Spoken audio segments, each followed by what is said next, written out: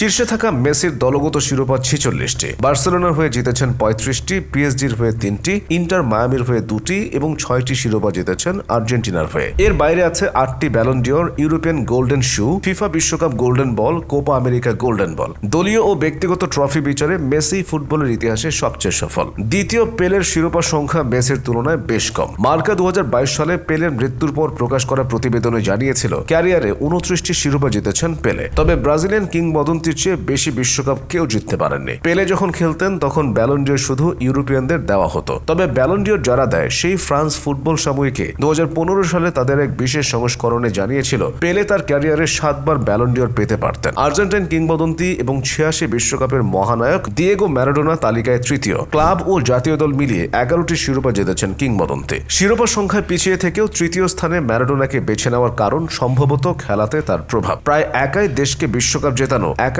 নাপোলির মতো ক্লাবকে বিশ্বসেরাদের কাতারে তুলে আনা, এসব অবদানের জন্য ম্যারাডোনা অবিস্মরণীয়।